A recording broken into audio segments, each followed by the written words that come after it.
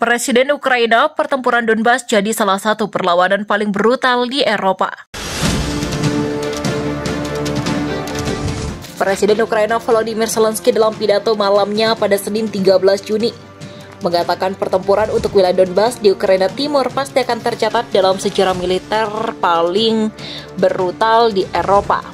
Zelensky mengatakan Ukraina menghadapi keuntungan signifikan dari Rusia dalam jumlah peralatan dan terutama sistem artileri.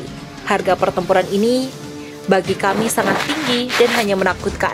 Dan kami menarik perhatian kami setiap hari pada fakta hanya sejumlah artileri modern yang cukup untuk Ukraina yang akan memastikan keuntungan kami dan akhirnya berakhirnya penyiksaan Rusia terhadap Donbas Ukraina. Begitulah terangnya.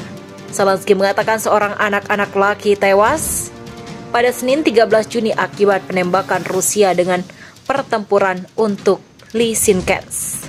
Ini dia seorang bocah laki-laki berusia 6 tahun di Jalan Moskovska ternyata juga merupakan musuh berbahaya bagi Federasi Rusia katanya. Pertempuran ini terjadi setelah pejabat militer Ukraina pada hari sebelumnya mengatakan pasukan mereka telah didorong mundur dari pusat kota Severodonetsk yang bersama dengan kota kembarnya Lysychansk menjadi jantung pertempuran saat ini untuk apa yang masih dalam kendali Ukraina di wilayah Luhansk di Donbas Timur Ukraina. Para pejabat juga mengatakan 3 jembatan utama yang menghubungkan Severodonetsk dan Lysychansk sekarang tidak dapat dilalui kendaraan, yang berarti rute pasukan masuk ke evakuasi keluar melalui rute tersebut. Pasukan Ukraina berjuang mempertahankan setiap jengkal kota Severodonetsk, kata Presiden Volodymyr Zelensky. Pertempuran di kota itu makin sengit setelah pasukan Rusia menghancurkan sebuah jembatan ke kota lain, sehingga warga sipil setempat hanya memiliki satu akses untuk keluar. Pasukan Rusia telah merebut sebagian besar kawasan kota.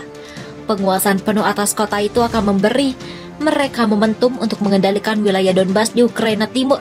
Tujuan taktis penting dari penjajah tidak berubah. Mereka merangsek di Severodonetsk. Pertempuran sengit sedang berlangsung di sana secara literal. Untuk setiap jengkal tanah, kata Zelensky lewat videonya pada Minggu. Dia menambahkan bahwa militer Rusia berusaha menambah pasukan ke Donbas. Zelensky mengatakan gambar tentang anak 12 tahun yang terluka dalam serangan Rusia kini menjadi wajah abadi Rusia di seluruh dunia. Fakta-fakta ini akan menggarisbawahi bagaimana Rusia telah dilihat oleh dunia, kata dia. Bukan Peter Agung, bukan Lev Tolstoy, tetapi anak-anak yang terluka dan terbunuh dalam serangan Rusia, katanya. Dia tampaknya merujuk pada pernyataan Presiden Rusia Vladimir Putin pekan lalu yang membandingkan penaklukan wilayah Swedia oleh Peter Agung pada abad ke-18. Pasukan Ukraina Rusia masih bertempur di jalan-jalan Severodonetsk. Pada Minggu, kata Gubernur Provinsi Luhansk Serhiy Gaidai, tentara Rusia telah menguasai sebagian besar kota, tetapi pasukan Ukraina masih mengendalikan kawasan industri dan pabrik kimia Azot, tempat ratusan warga sipil berlindung. Sekitar 500 warga sipil masih berada di kompleks pabrik Azot di Severodonetsk. 40 diantaranya adalah anak-anak. Terkadang militer harus mengevakuasi seseorang, kata Gaidai.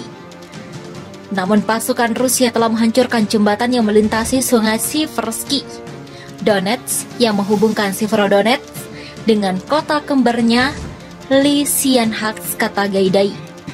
Penghancuran itu membuat jembatan di kota itu yang tersisa hanya satu. Jika ada pengebom baru dan jembatan itu runtuh, kota itu benar-benar akan terputus. Tidak ada jalan lain meninggalkan Severodonetsk dengan kendaraan, kata Gaidai. Namun dia mengatakan Lysychansk juga sedang dibombardir oleh pasukan Rusia dan seorang anak 6 tahun telah tewas di sana. Di Provokh, sebelah barat daya Severodonetsk, perempuan, anak-anak, dan lansia, beberapa memakai kursi roda menaiki satu-satunya kereta evakuasi pada Sabtu untuk menempuh perjalanan panjang di Lviv yang di dekat perbatasan dengan Polandia. Kami berharap sampai momen terakhir kami tidak ingin pergi. Tetapi hidup telah memaksa kami untuk bertahan, kata Liu Ba, seorang perempuan dari Lee Si Chen kepada Reuters TV ketika dia menunggu kereta itu berangkat. Kami pergi tidak tahu kemana, ke siapa, tetapi kami pergi.